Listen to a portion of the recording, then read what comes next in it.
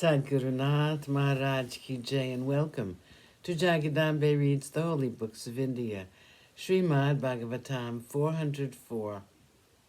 As you may remember, Sudama was overwhelmed because Krishna touched his feet. Feet full of dust and full of corns and rough with walking on the ground incessantly. And these feet he took in his hands, washed them, and took the water and placed it on his head. Can anything be more gracious than this gesture of my friend? For those who have found refuge in his feet, nothing is impossible. I know why he did not give me anything else but his love. He knows that the possession of wealth is the easiest way to make someone forget him. And Krishna loves me so much, he does not want me to forget him. How infinite is his goodness to me. Sudama was approaching his house. He was attracted by the sight of a beautiful mansion, which was seen from a distance. He thought to himself, what a beautiful sight, I've never seen it before. It seems to be made of light, so lovely it is. It seems to be so near my house, and yet how is it I've never noticed it all these years? Am I so absent-minded as all that? If I remember right, all my neighbors are like me, and no one has wealth enough to have a house like this. With his mind busy with thoughts like these, he was walking when several people who looked like divine beings received him and took him to the door of the house. Have I come back to Dwarka? Sudama asked himself, and when he looked up and down, his wife, looking like the goddess Lakshmi herself, came forward to the door and, falling at his feet, welcomed him with tears.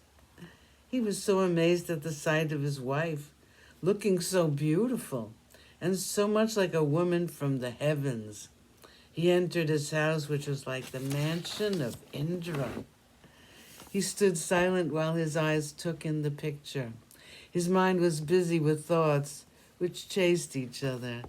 He told himself, is this the good fortune of having seen the Lord, which has blessed me with so much wealth? Krishna the Yadava, Krishna my friend and playmate, was seen by me in his rich surroundings.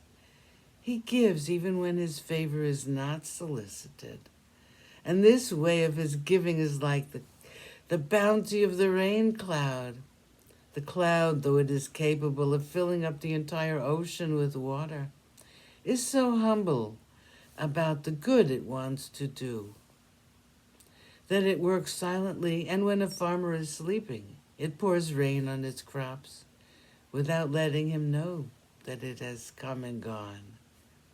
Krishna does not want to talk about the wealth he is capable of giving, since to him it's a minor matter.